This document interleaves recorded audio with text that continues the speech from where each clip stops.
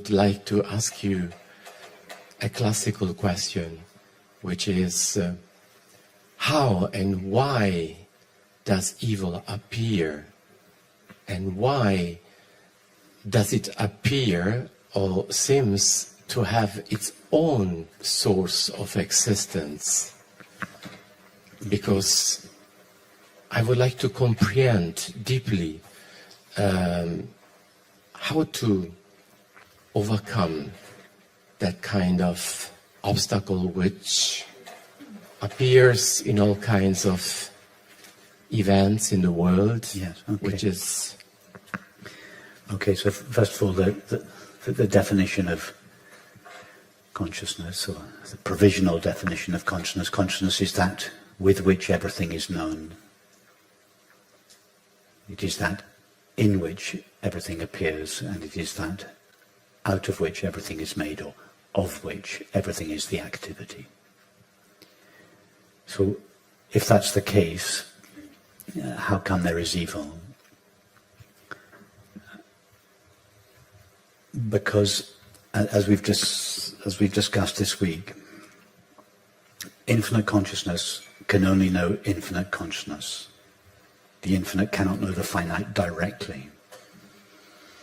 So, in order for there to be manifestation, in order for a world to be known, or an object to be known, infinite consciousness must forget that it is infinite consciousness. It must localize, or at least seem to localize itself as an apparently separate subject of experience, from whose perspective it is able to know an apparently separate object of experience. So this localizing of itself in the form of the finite mind is the mechanism by which form is known, by which consciousness's inherent formlessness appears as form. But consciousness can only know form through this localized or limited perspective of the finite mind, the apparently separate subject of experience.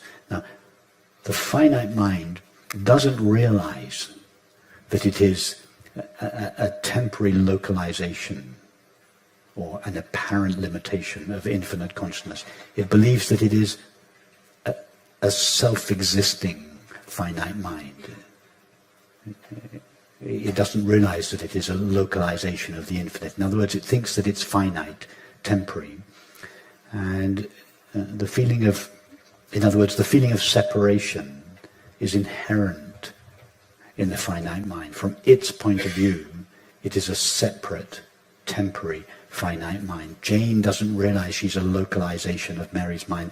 She thinks I'm an independent, separate, independently existing person. And the finite mind feeling itself to be temporary and finite, there are two existential feelings that govern all its feelings. One is the feeling of being a fragment, and therefore incomplete, and therefore it is always seeking someone or something to complete itself with. In other words, it's always suffering. Sorrow characterizes its internal experience, and it always feels that it's separate from everyone and everything on the outside. And it sees everyone either as a source of potential of happiness or love, or a threat to its existence, and therefore conflict characterizes its exterior experience. So and as a result of this, the apparently separate subject of experience is always negotiating experience with reference to what it can get out of it.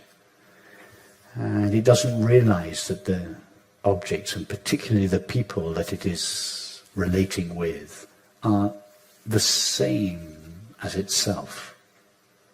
They think that the other is other.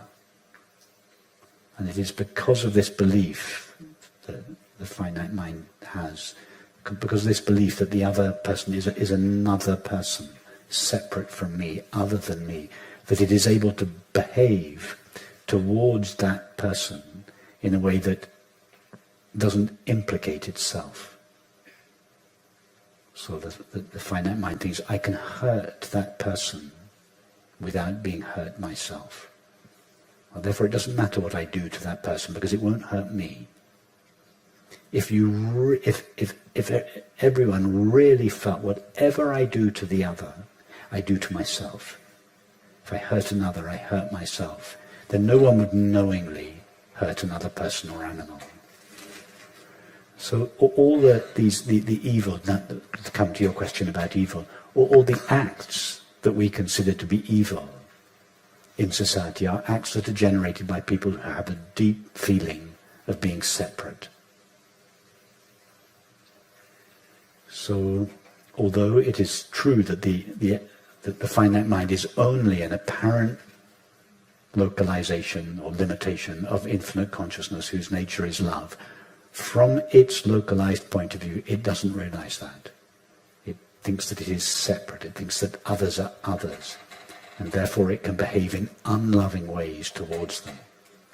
That's what we call evil. Evil behavior, what we judge or describe as evil behavior, always has its source in the sense of separation.